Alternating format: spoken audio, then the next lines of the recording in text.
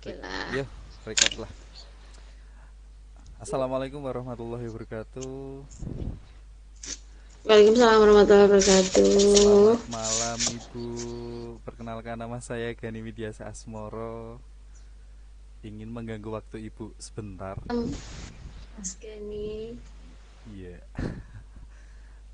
Kebetulan saya sedang menjalani perkuliahan PPG di Universitas Negeri Mataram. Kemudian saya ada beberapa tugas yang harus saya selesaikan dan harus berkolaborasi dan berkonsultasi tentunya dengan ibu.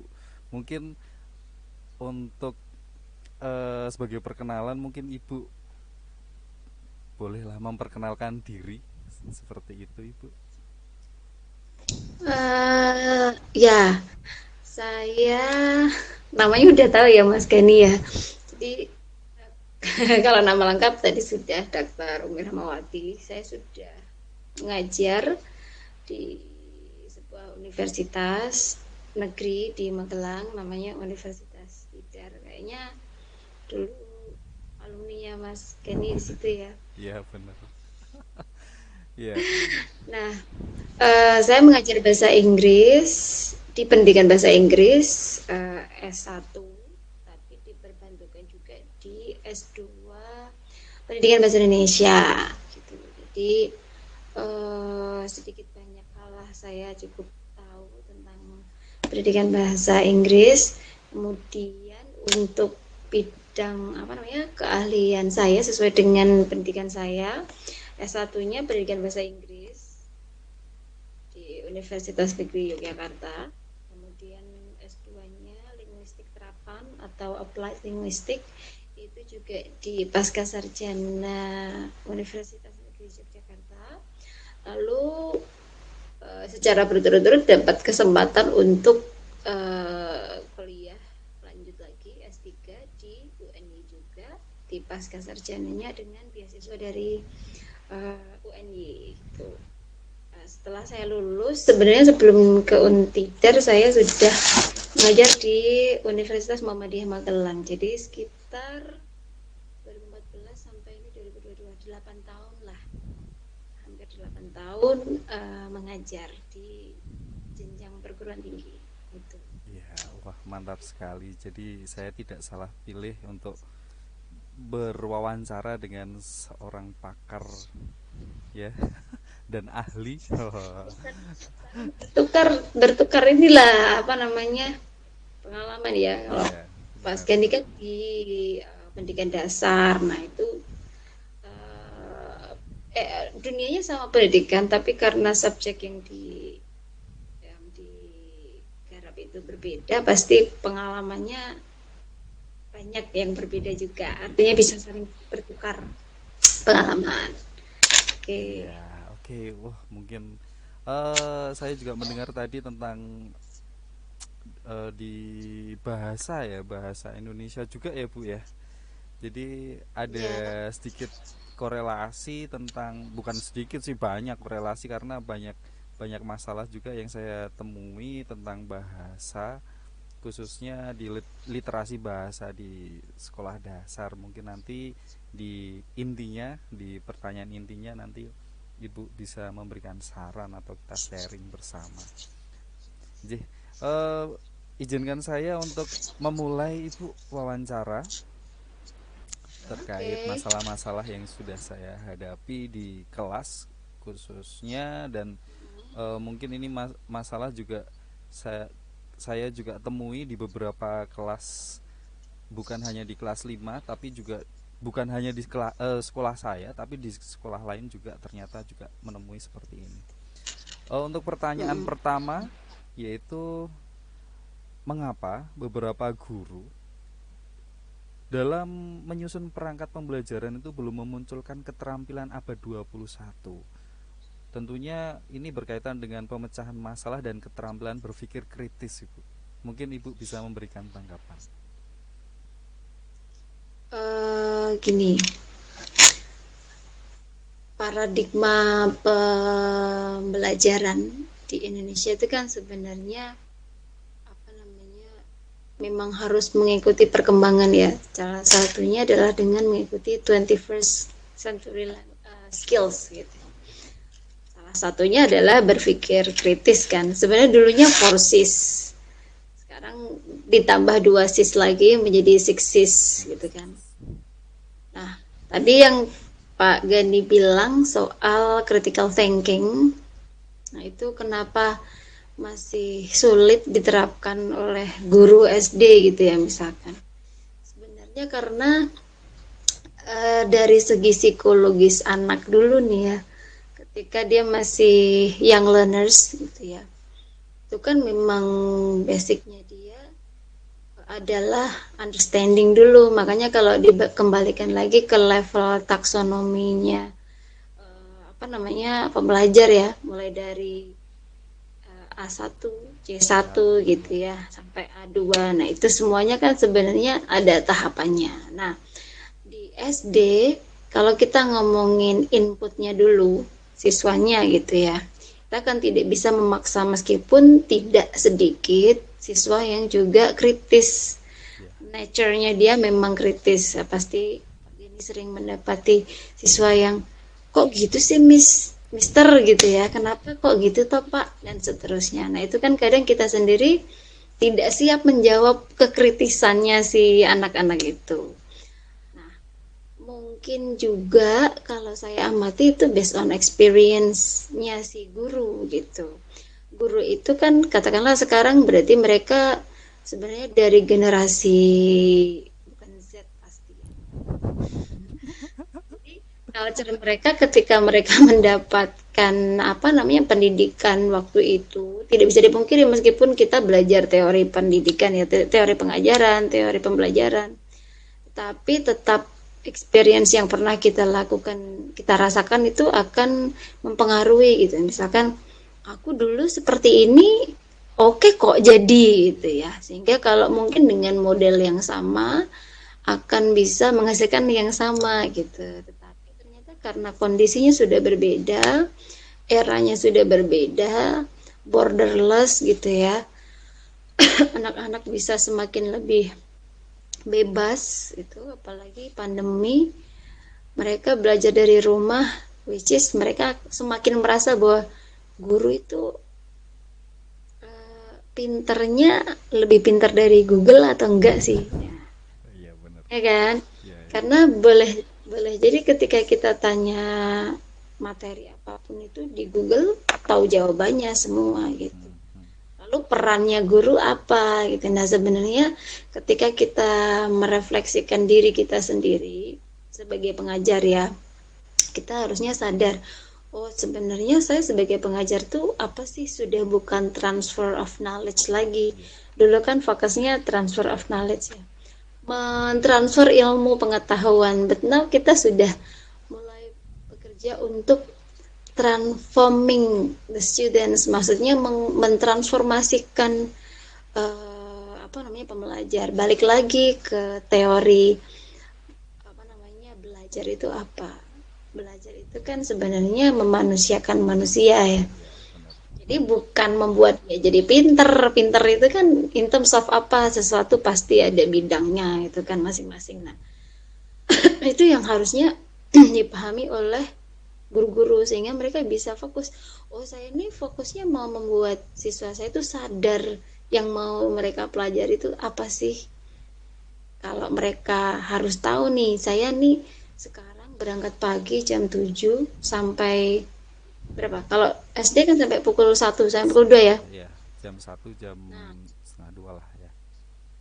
nah, kalau di swasta anak saya itu sampai jam 2 gitu kan. Dan dia harusnya kan tahu kenapa dia harus di kelas. Nah, itu kan salah satu skill yang mereka harus punya kan mengkritisi ya apa yang mereka lakukan. Nah, kalau kalau cara pengajarannya tadi misalkan masih apa ya masih teacher centered meskipun kurikulum yang mereka pakai katakanlah sudah student centered tapi semuanya masih teacher centered itu kan berarti belum merubah paradigmanya mereka. Nah mungkin kenapa critical thinking itu belum di apa ya ibaratnya belum ter terlaksana atau belum terimplementasi dengan baik di tingkat SD menurut saya karena tadi perubahan gitu ya. Jadi Ya. dari dia masih anak-anak dari TK apalagi kalau kelas bawah ya. Kan dari TK belajarnya terus tiba-tiba harus switch yang aturannya harus gini, harus ini, harus ini, harus itu kan secara psikologis harus ditelaah lagi itu satu.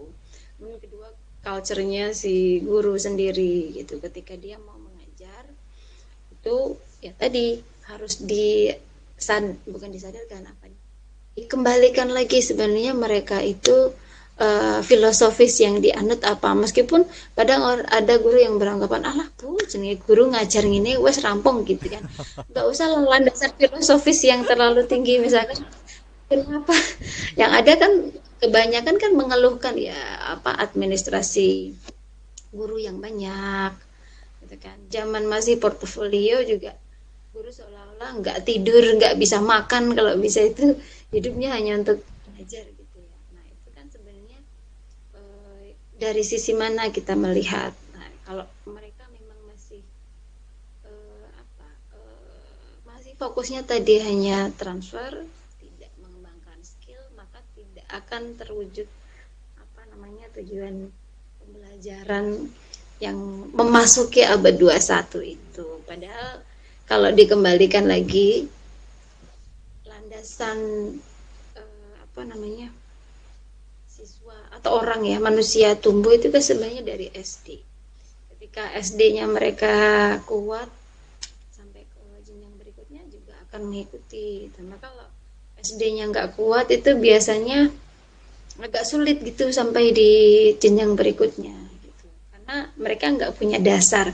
Baratnya kalau teorinya siapa Vygotsky, kita punya namanya scaffolding gitu ya. Ya, scaffolding. Scaffolding. Kalau lagi orang bangun rumah kan cara gampangnya ya.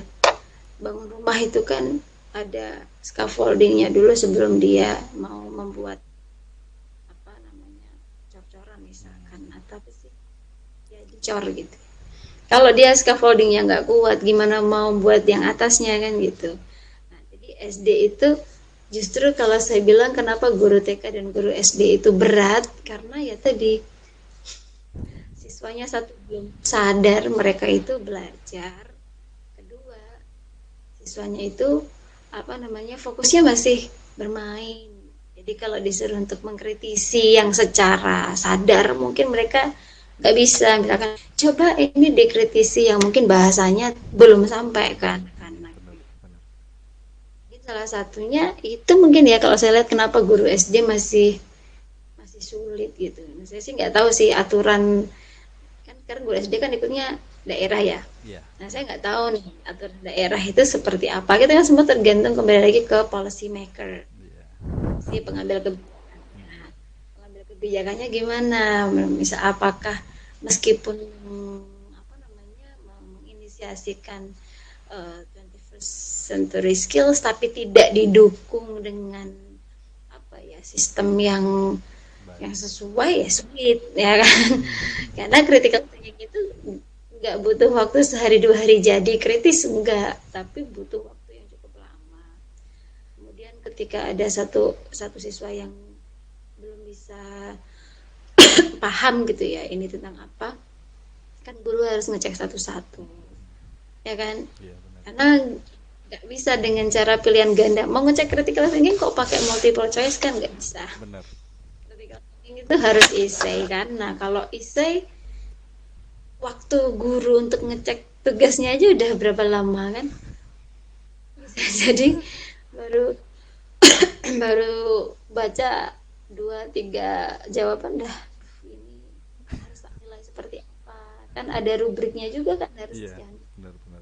itu semua sudah siap atau belum itu itulah yang membuat guru mungkin masih kalau saya bilang mungkin masih merasa berat ya dia nggak sih merasa berat maksudnya susah gitu maksudnya merasa sulit untuk melakukan itu nah, Oke. atau mungkin juga satu lagi belum ada model yang memang sesuai untuk bisa diterapkan oleh guru tertentu sekarang kan model pembelajarannya kan eklektik ya nggak apa-apa. Eklektik itu jadi Boleh aja. guru punya kebebasan dalam memilih gitu. Saya mau pakai model pembelajaran apa? Apakah mau pakai project based? Apakah mau pakai task based? Apakah saya saat ini mau pakai yang genre based? Apakah saya mau pakai yang apa namanya reflective based atau apa gitu ya? Itu kan semua tergantung dari kondisi si siswa dan apa yang mau dicapai. Capai, ya benar. Nah, saya nggak tahu kalau di guru SD sekarang ini apakah mereka punya satu sudut pandang yang one for all. Jadi aku pakai metode ini berhasil nih di sini. Kemudian dia terapkan ke semuanya dan dia dia merasa bahwa itulah yang terbaik. Nah, itu sebenarnya kurang sesuai di era sekarang karena kita nggak punya anak-anak yang homogen ya.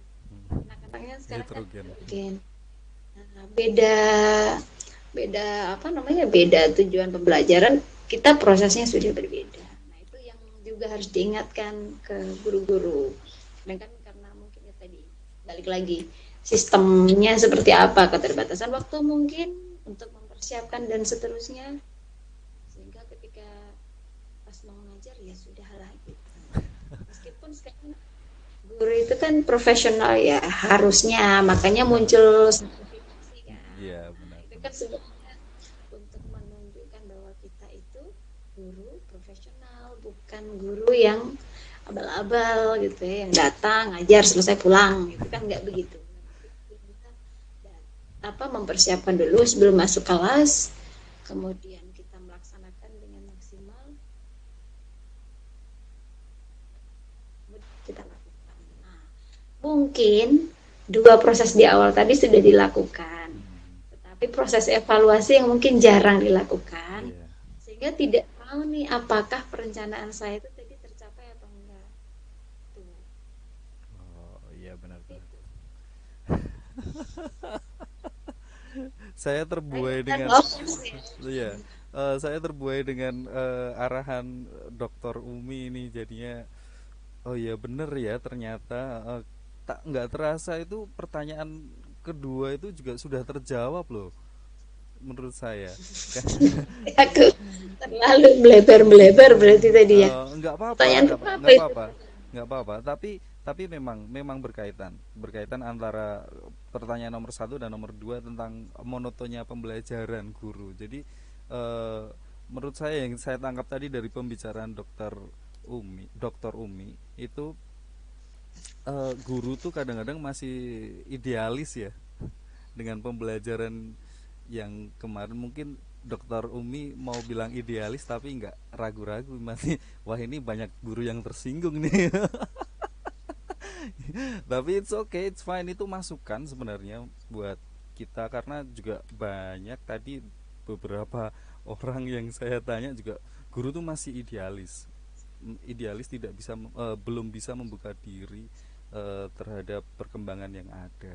Terus kemudian kesiapan dari siswa juga, ternyata memang ada kompetensi awal yang harus dimiliki, yang harus dipersiapkan juga untuk menghadapi sebuah pembelajaran.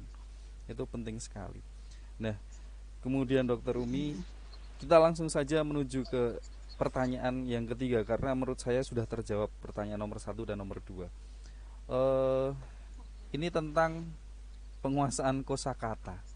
Ini di taraf tingkat dasar khususnya SD itu banyak siswa itu kadang-kadang nggak tahu, dalam bahasa Indonesia saja mereka kadang nggak tahu istilah-istilah tertentu. Mungkin Dokter Umi bisa memberikan apa namanya, gambaran atau pendapat. Kalau kita ngomongin tentang apa kurang berkembangnya penguasaan kosakata, itu sebenarnya karena reference mereka yang kurang ya. Misalkan gini, kita ya saya dan Pak Gani itu kan di bidang pendidikan ya. Jadi referensi kita tentang pendidikan itu jauh lebih banyak daripada orang yang tidak di bidang pendidikan gitu. Nah, itu analogi awal kita, sehingga ketika kita tarik lagi balik ke siswa, kenapa kok siswa kok vocabnya bahkan bahasa Indonesia aja mereka nggak punya banyak gitu. Ada banyak hal yang harus dilihat ketika melihat tentang penguasaan bahasa ya, vocabulary.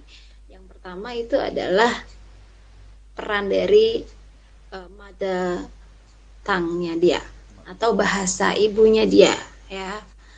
Kalau misalkan kita di Magelang misalkan ya, kemudian mayoritas itu memang berbahasa Jawa misalkan, meskipun sekarang banyak ya lebih cenderung menggunakan bahasa Indonesia gitu kan, itu pun harus dilihat ketika melihat bahasa Jawa tuh bahasa Jawa yang seperti apa. Nah, bahasa Jawa yang seperti apa itu juga dilihat lagi dari lingkungan dia, dia tinggalnya di lingkungan yang seperti apa. Nah, dan tidak berlaku pun bahwa ketika oh dia tinggal di lingkungan yang ramah anak misalkan ya, dia tinggal di lingkungan yang eh, apa namanya guyup gitu ya, rukun tetangganya baik dan seterusnya, jangan-jangan ternyata dia tidak model yang ekstrovert atau yang suka main gitu, cenderung di rumah misalkan, kemudian ternyata orang tuanya dua-duanya kerja misalkan, dia hanya tinggal sama mbaknya misalkan ya, kemudian dengan mbaknya itu katakanlah mbaknya ya kadang kalau rewang itu kan banyak ya yang memposisikan dirinya hanya sebagai caregivernya itu maksudnya hanya memenuhi makan Iya, benar. ya, kemudian mandi dan seterusnya, jadi jarang yang merasa berkewajiban untuk educate gitu,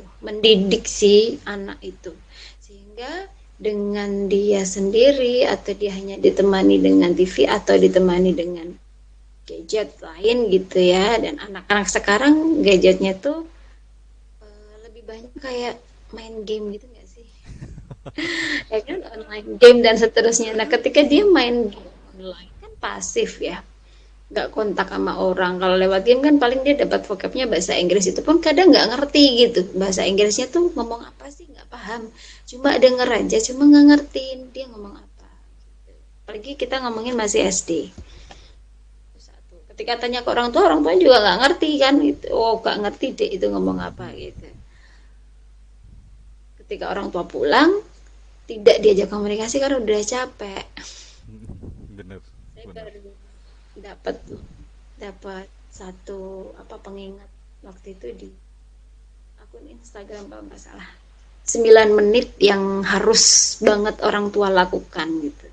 Ini sebenarnya saya membela juga posisi guru ya, karena kan kadang orang tua masukkan anak ke sekolah itu 100% udah nih pasrah, nggak, nanti di rumah harus di apa namanya dikembangkan lagi, enggak, karena ya tadi sekarang kan trennya orang tua dulunya kerja, jadi anak-anak itu sendiri. Nah 9 menit itu maksudnya 3 menit pertama ketika bangun diajak berkomunikasi yang baik, sehingga 3 menit dia bangun itu positif. Lalu 3 menit yang kedua itu adalah ketika anak pulang sekolah, itu ditanyai paling tidak apa yang dilakukan hari ini, lalu pencapaiannya apa, permasalahannya apa, 3 menit aja. Lalu 3 menit berikutnya yang terakhir itu adalah sebelum tidur, dengan storytelling misalkan atau dengan menceritakan apa yang dia mau lakukan besok gitulah. Jadi hanya 9 menit sebenarnya kalau di total, tetapi mungkin tidak banyak yang concern ke situ gitu, karena sudah lelah mungkin atau butuh me time gitu. Sehingga fokusnya bukan ke anak gitu tapi ke situ. Jadi dikaitkan dengan vocab tadi, karena jarang berkomunikasi otomatis vocabnya tidak banyak Oh iya, gitu. benar, benar. Bahasa Indonesia kenapa juga tidak dikuasai banyak juga karena jarang digunakan. Jadi kalau mau vocabnya banyak, sebenarnya salah satu aturannya adalah digunakan. Kalau tidak digunakan ya tadi, ya, Iya. makanya ada bahasa ibu. Lalu kalau kita kan seperti saya ya, bahasa ibunya bahasa Jawa, bahasa pertamanya bahasa Indonesia. Saya nggak punya second language, tapi saya punyanya foreign language gitu. Hmm, hmm. Di Indonesia nggak ada ya second ya, kita masih punyanya foreign. Second itu kan bahasa resmi yang diakui di luar bahasa Indonesia kan gitu, yang digunakan secara resmi. Kalau di Malaysia gitu kan contohnya dia juga menggunakan bahasa Inggris sebagai bahasa formal kan, itu second. Di kita kan enggak. Nah itu juga apa namanya masih tumpang tindih. Kalau memang orang tuanya fokus ke bahasa, pasti anaknya akan banyak tuh dapat latihan bahasa. Kalau orang tuanya enggak ya susah, susah juga berkembang. Begitu. Oke. Jadi kalau aktivitas dikaitkan ke guru berarti ya, yang vocab. Hmm, kalau kemarin itu kan pengalamannya tematik ya Pak ya. Iya, benar, benar. Tematik. Sebenarnya kalau tematik itu kan tujuannya supaya saling berkaitan kan itu kan Iya, benar. sebenarnya. Harusnya, harusnya loh. Berarti vocabnya tuh harusnya malah semakin luas harusnya. Hmm. Nah, berarti nih ada miss nih mungkin. Nah, saya Iya. nggak tahu misalnya kan ini case ya pasti ya. Permasalahan itu kan tergantung dari pelaksana. Nggak sedikit juga kok guru yang bisa berhasil mencapai tujuan ini. Nah, mungkin nanti itu bisa dijadikan satu riset studi kasus gitu. Bukan studi kasus yang bermasalah aja ya, Iya. tapi studi kasus yang bagus gitu. Jadi guru mana sih yang atau sekolah mana yang ternyata punya hasil luaran yang oke nih gitu dan stabil, itu bisa dijadikan percontohan. Nah itu mungkin bisa dilakukan oleh guru. Saya rasa MGMP ada kan ya seperti Ada, itu ya. ada. Kita kadang juga studi banding gitu juga di Nah beberapa sekolah. itu nah harapannya ya studi banding nggak cuma dianggap sebagai main ya.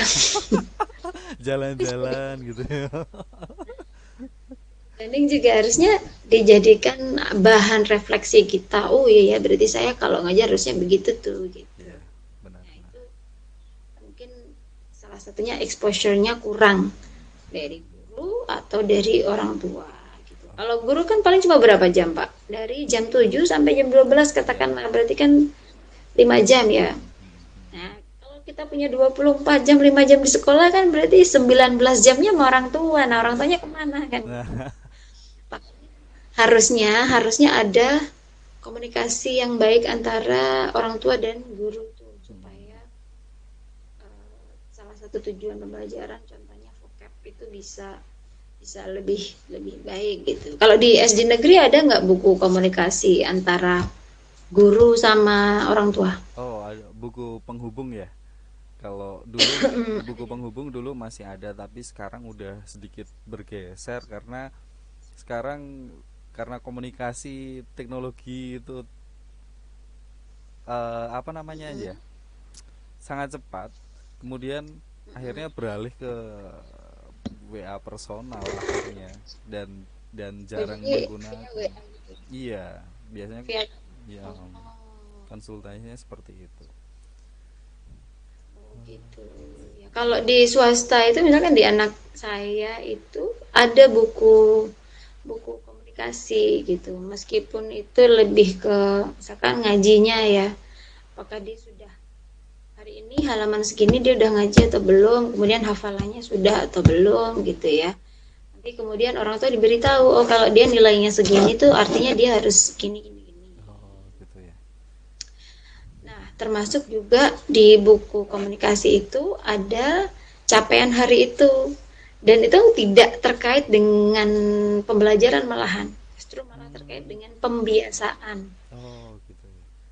Jadi, apakah dia sudah bangun jam 5 pagi misalkan gitu ya. Apakah dia sudah sholat 5 waktu, apakah dia berjamaah atau dia munfarid dan seterusnya. Apakah dia berbohong hari itu, apakah dia membantu orang tua atau tidak, itu tuh ada. Jadi poinnya banyak banget gitu. Nanti saya tinggal belum, sudah, belum, sudah, belum, sudah. Nah itu sebenarnya mempermudah ya. Heeh.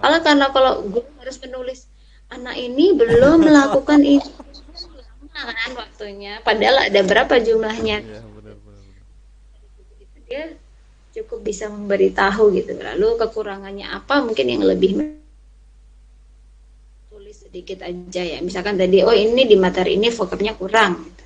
Oh ini di materi ini dia belum ini dan seterusnya. Oh, Itu bisa. Jadi saya rasa kenapa kok masih kurang ya itu tadi komunikasi komunikasi. antara orang tua dan guru itu menurut saya itu penting ya. Iya, Orang tua juga harus tahu dong. iya, Nggak benar cuma benar. pasrah aja kan, Iya. titip aja gitu. Ya, kadang-kadang Kayak emang emang orang tua beranggapan bahwa sekolah itu bengkel. Jadi masukin, keluar bagus gitu. sudah gitu. Nah, nanti begitu kelas 4 5 6 kok jebule anakku gak iso lagi mengeluh sekarang.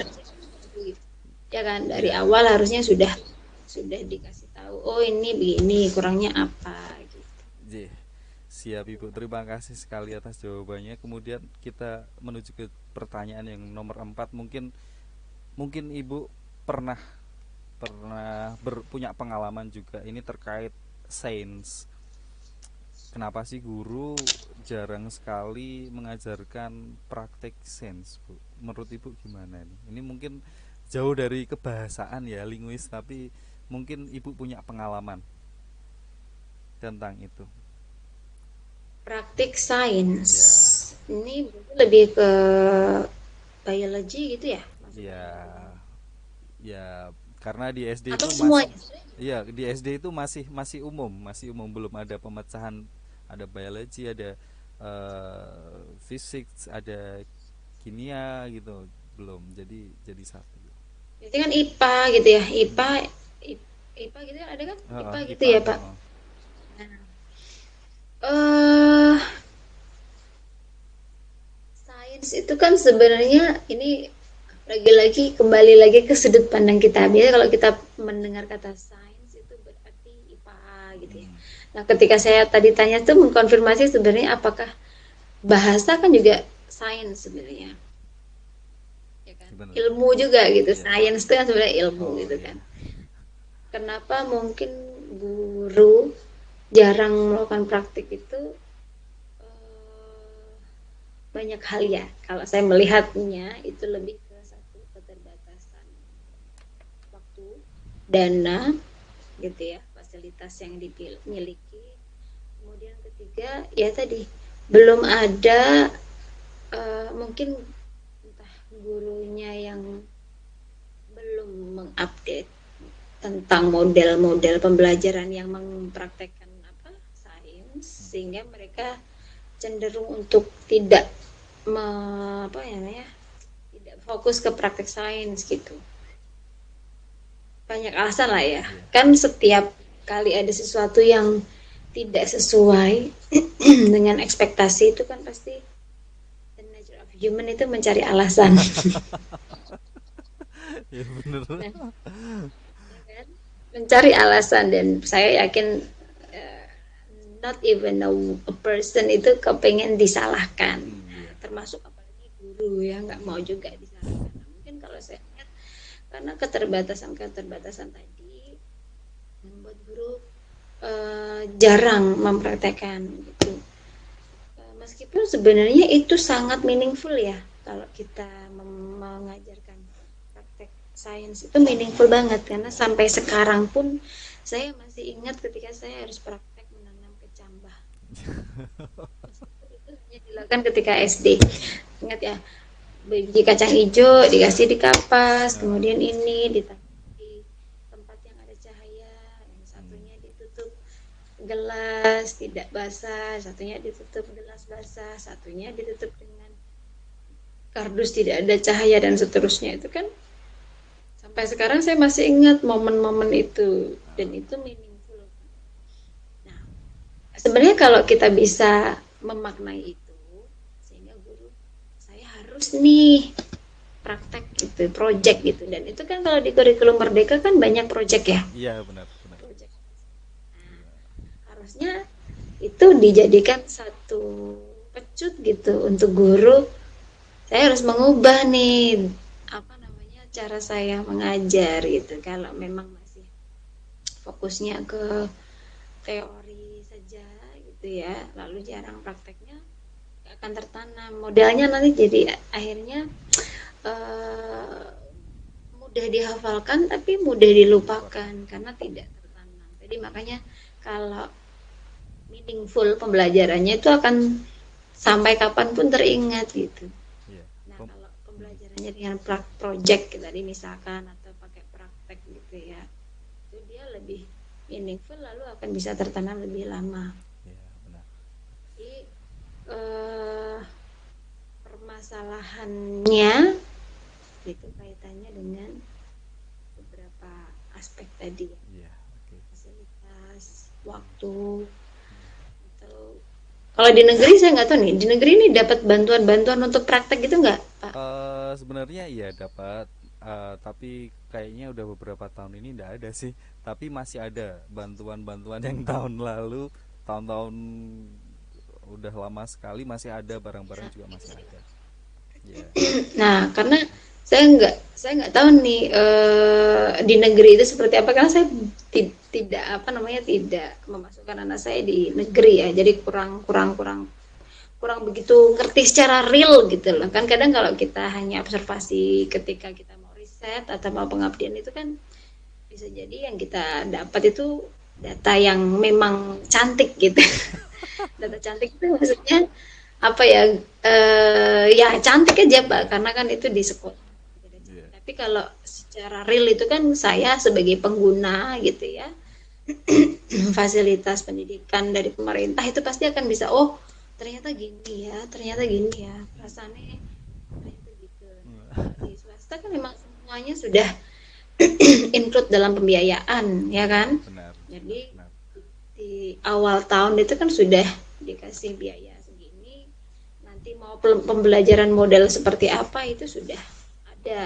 pembiayaannya gitu. Nah kalau di negeri kan nggak ada tuh Nggak, ya iya. kan pembiayaan seperti itu, nggak boleh kan Iya. dimintain uang nggak. Mm-mm. Nah otomatis kan makanya saya tanya kenapa, apa apakah ada dana atau enggak. Kalau nggak ada dana guru juga susah ya, misalkan mau praktek menanam kecambah misalkan, itu kan butuh modalnya juga lumayan kan, Iya. satu dua kalau Mm. setiap ini kan butuh ini. Atau itu baru praktek yang kecambah. Oke lah misalkan kita nggak punya duit nih sekolah, minta siswanya bawa besok tugasnya bawa kecambah ini apa bawa kacang hijau atau kacang kedelai, itu mungkin masih affordable untuk mereka. Gimana kalau prakteknya yang mereka sendiri nggak ngerti belinya di mana, harganya yang mahal, sehingga mereka nggak mampu kan, bisa jadi Iya. toh. Misalkan riset apa melihat mikroba ya, Wah, jadi mikroskop ya berarti ya. kan mereka mau mau nyari ini kan sulit. Iya, Kadang oke. pun guru harus juga diberi wawasan tentang praktek-praktek yang mudah, murah. Hmm. Nah, kadang kan guru kan nggak apa namanya, masih kurang apa ya, kurang update yang mudah dan murah tadi. Nah. Mungkin banyak yang tahunya yang mudah dan mahal misalnya, jadinya masih sulit gitu. Kalau mudah dan murah itu kan itu juga butuh modal. Contohnya misalkan kalau kita lihat di majalah-majalah yang bagus, contohnya seperti Quark gitu ya. Hmm. Hmm. Pernah lihat Pak majalah Quark itu kan dia science based kan. Itu juga cara praktek-prakteknya sebenarnya kan nggak sulit gitu. Atau kalau emang orangnya cekatan gitu ya yang suka belajar digital gitu terus suka buka di sosmed, oh cara mengajar yang praktek yang ini Iya. dan itu nggak semuanya ya, Iya, ha, nggak benar. semuanya itu kan. Nah itu kan butuh modal juga Iya. gitu, jadi ya banyak Intinya guru harus, sebenarnya harus, ini ya, kalau kita melihat dari sudut pandang guru, guru itu harus mengupgrade taraf keilmuannya dari berbagai platform sebenarnya ya. Entah dari, ya nah, tadi dari DIY 5 minutes five Hmm, minutes apa gitu kan ada kan ya di Facebook, di nah YouTube itu itu.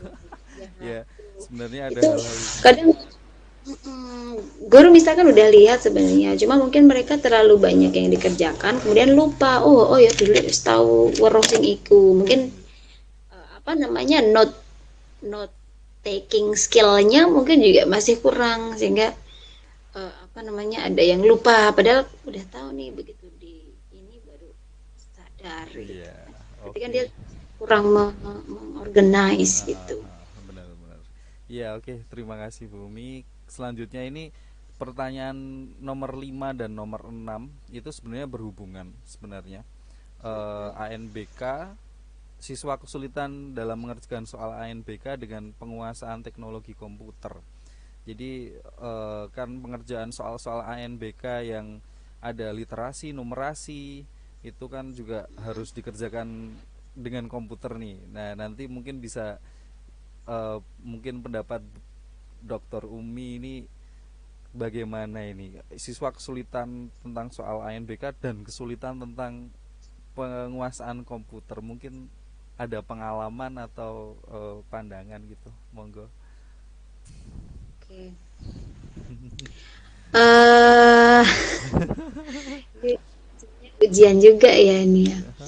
ANBK itu kan sebenarnya untuk mengukur sampai mana keberhasilan kita ya, meskipun kemarin sempat muncul kontroversi, masa sih selama 6 tahun hanya ditentukan oleh satu hari Iya, itu gitu benar. ya, atau 3 hari itu gitu. Tapi saya termasuk yang menganut bahwa harus diukur tetap karena kita nggak ngerti keberhasilan kita dari mana, culture-nya, bukan culture ya, basicnya kita di Indonesia itu kan kalau deskripsi itu masih deskripsi yang ya apa ya, deskripsi yang membahagiakan orang tua saja gitu, bukan deskripsi yang sebenarnya. Nah kalau angka kan real ya dari hasil ujian. Nah kenapa kok banyak masalah itu, kesulitan mengerjakan gitu ya, Iya, maksudnya ya mereka nggak ngerti mengoperasikan komputer masih sulit gitu atau gimana. ya yang pertama Nah mungkin pengoperasian komputer.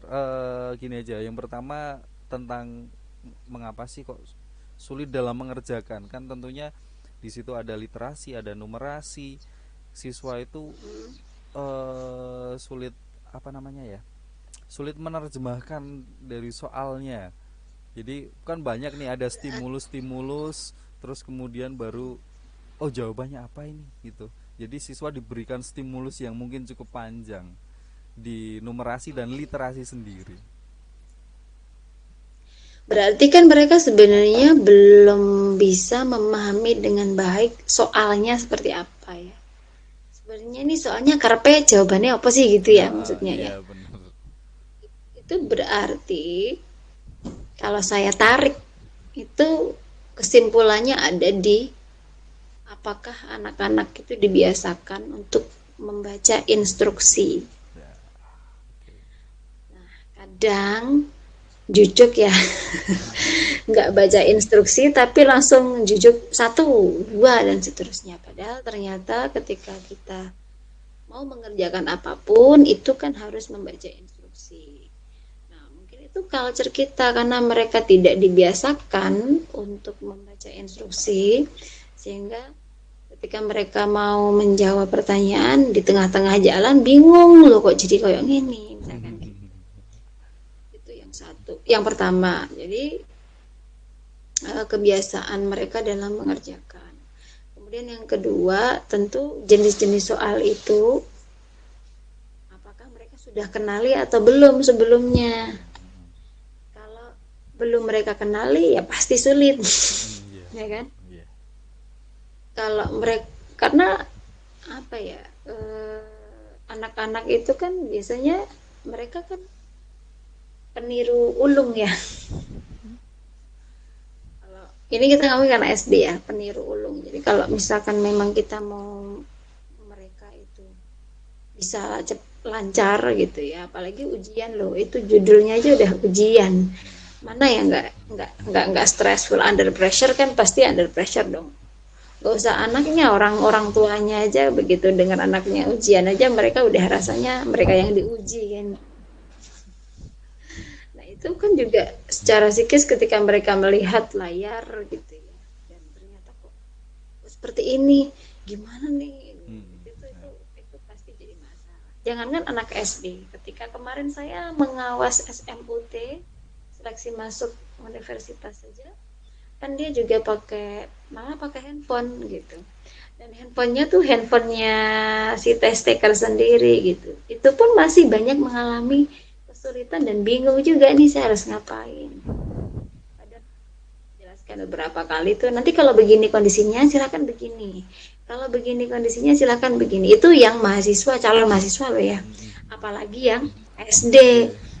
Pasti pasti kan apa namanya mereka akan merasa eh, butuh waktu dan merasa mungkin asing juga karena mereka mungkin jarang pakai komputer.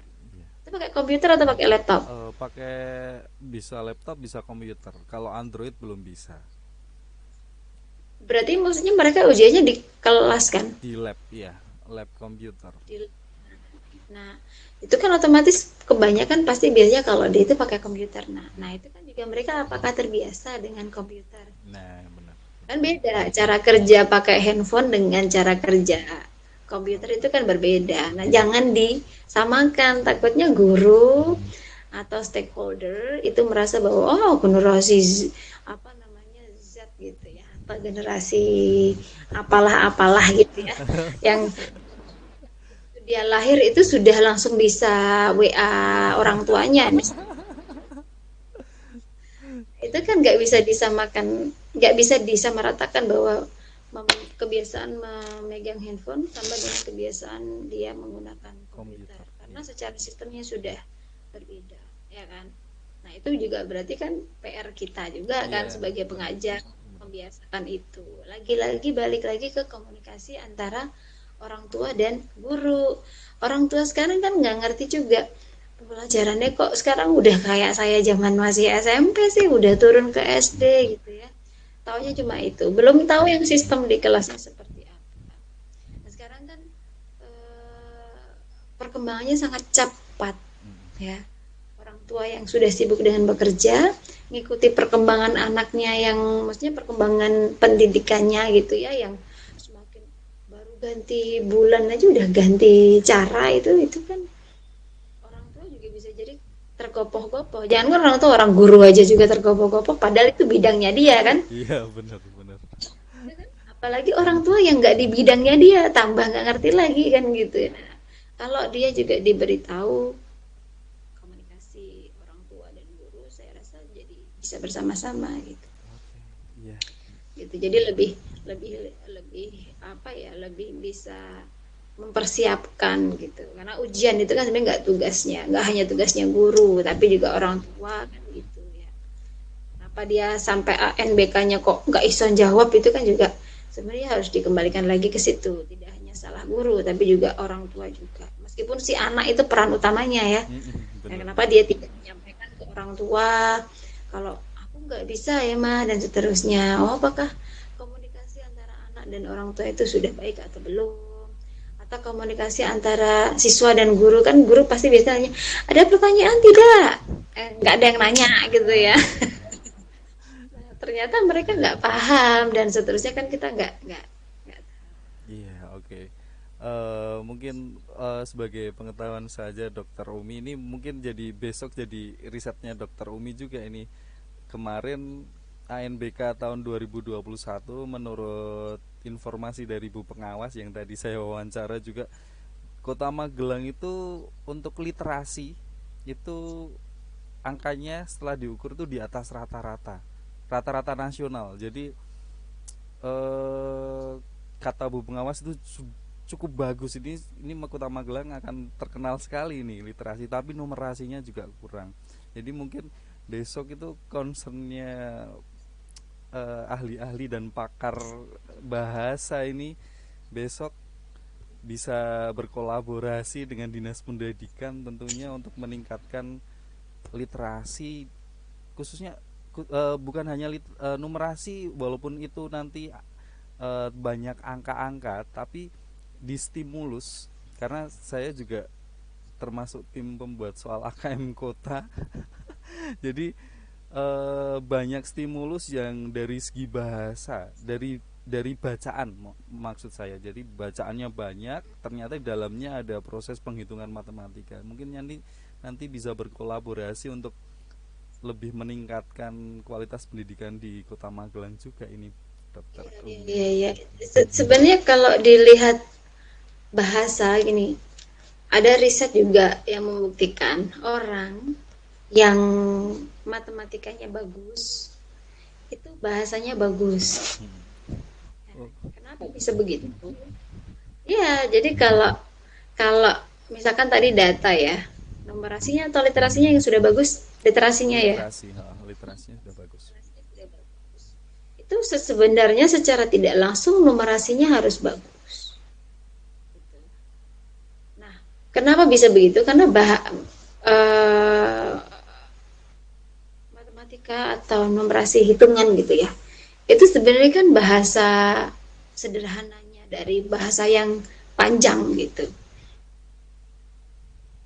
Jadi kalau kita kembali contoh sederhananya ketika kita belajar irisan A bagian dari B dan seterusnya itu kan sebenarnya kalau kita buat sebagai satu paragraf panjang banget Ya, kan gitu. iya benar. Bahasa gitu.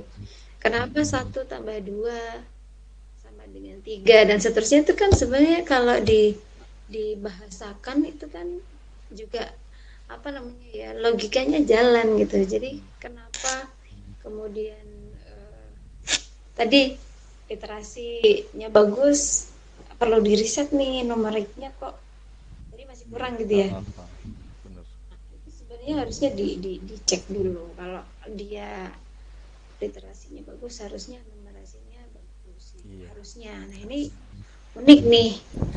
Berarti kecenderungannya apa ya? Kecenderungan Iya. penasaran juga. Oke. Oke, Dokter Umi, ini udah menunjukkan pukul malam banget. Oh, udah setengah 11. Ya, mungkin Terasa. nggak keterasa kita ngobrol-ngobrol bareng. Mungkin juga Dokter Umi ada kesibukan lain atau harus istirahat untuk menghadapi hari-hari besok. Saya ucapkan terima kasih. Nah, sama-sama Pak Joni. Iya, Mudah-mudahan yang saya sampaikan ya, saya nggak ngerti juga nih tadi saya apa namanya, apakah memuaskan Pak Gani atau enggak. iya, Tapi sebenarnya ketika dikasih tahu mau ditanya ini tentang pendidikan di SD gitu, saya cukup curious gitu iya, karena apa namanya ya tadi saya bilang ini basic pendidikan jadi sebenarnya harusnya digarap digarap banget gitu. benar. Kalau orang menyepelekan Allah ya masih SD gitu ya. Justru malah SD itu dasarnya gitu kan. Nanti Pondasi kalau ya. kita nggak menguatkan dasarnya itu yang ini. Makanya saya terima kasih juga mudah-mudahan apa yang saya sampaikan itu bisa jadi bahan pertimbangan gitu ya Pak Tentunya. Gani untuk menyusun apa sih proses pembelajaran atau apa ya ide-ide yang terkait dengan pencapaian ini memanusiakan manusia Manusia, kan. benar. Ki Hajar Dewantoro banget ya. Iya, karena karena itu sering didengung-dengungkan. Kemarin saya diklat di Semarang juga karena IKM ya, Memanusiakan ya memanusiakan manusia, dan Ki Hajar Dewantoro sekarang ya itu benar-benar dianggap. lupa kan fitrahnya manusia kadang ya tadi hanya yang penting ngajar selesai tapi tidak digarap manusianya sendiri nggak digarap Iya, gitu. benar. Benar. Ya, Dokter Umi, saya ucapkan terima kasih. Ini jawaban benar-benar sangat memuaskan saya. Mudah-mudahan selalu diberi kesehatan ya Dokter Umi, diberikan Terima berkah, pokoknya kasih sehat Mas selalu. Titip salam untuk keluarga di rumah. Ya, cukup nanti sekian sampai dari saya. Assalamualaikum warahmatullahi wabarakatuh. Waalaikumsalam.